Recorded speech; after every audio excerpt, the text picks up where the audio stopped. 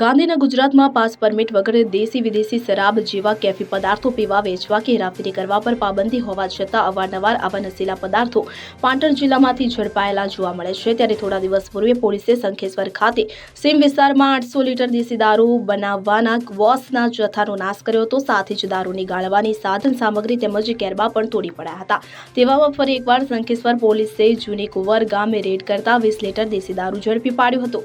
Police સૂત્રો દ્વારા મળતી માહિતી અનુસાર શંખેશ્વર પોલીસ સ્ટાફ લોલાડા તરફ પેટ્રોલિંગમાં હતો। દરમિયાન બાતમી મળવા પામી હતી કે જૂની કુંવર ગામે ઠાકોર મેવાજી કરસનજી તેના ઘરે પાસ પરમિટ વગરનો દેશી દારૂ રાખી વેપલો કરી રહ્યો હતો। તો આ બાતમીના આધારે શંખેશ્વર પોલીસે રેડ કરતા તેના ઘરની ઓસરીમાં રાખેલો દેશી દારૂ 20 લીટર ઝડપી પાડ્યો હતો, જેની કિંમત ₹4000 થાય છે।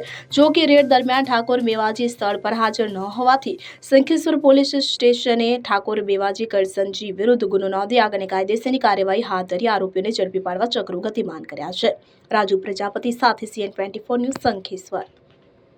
હવે જુઓ દેશ દુનિયાની તમામ ખબરો તમારી આંગળીના ટેરવે। ઉઠાવો મોબાઈલ અને Google Play Store પરથી ડાઉનલોડ કરો અમારી CN24 ન્યૂઝ મોબાઈલ એપ।